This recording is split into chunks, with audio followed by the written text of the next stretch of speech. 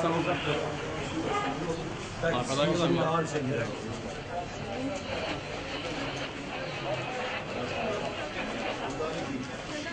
Aç şurayı, aç şurayı. Ramazan niye işkence yaptınız? Niye işkence yaptınız? Hak edenin cezasını verdik. Neydi? Niye hak etti? Ne yaptı? Mahallede Ne yaptı ki? hırsızlık yapıyor. Ne yaptı? Mahallemizde Sizi ihbar ettiği için yapmışsınız. Yalan söylüyor. Sen niye firar ettin? Ben yatamıyorum hapishanelerde, bunaldım, o yüzden firar ettim. Dört duvar beni bağlamıyor. Yine kaçacağım, gideyim yine kaçacağım. Peki sen çok işkence yapmışsın sopalarla. İşkence yapmadım, vurdum sadece. Ne işkence? Hak ettiği hak edeni aldı. Ne hırsızlığı yapmış? Kapkaç yapmış mahallemizde. Teyzelerimizin, ablalarımızın çantasını çalmış. Cezasını verdik biz de, ne olacak ki? Seni ihbar etti diye yapmışım. Beni ne ihbar edecek? Ben zaten aranıyorum. Beni ihbar etse ne olacak ki? Pişman mısın yaptığından?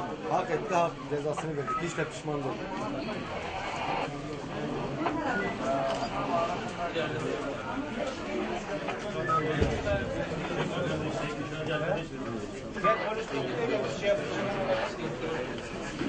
Tamam arkadaşlar şey yapalım.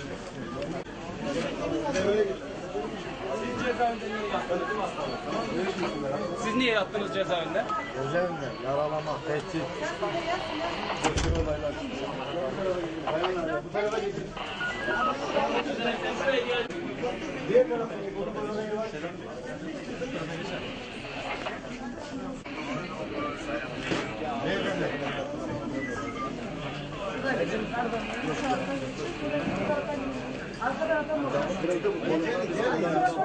Müsaade. Şu tarafa açalım. Şu tarafa açalım.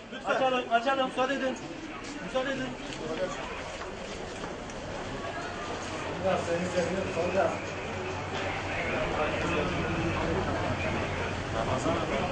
Allah'a emanet ol kardeş.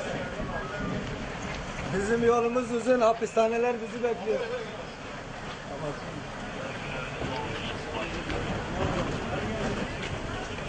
Yok lan.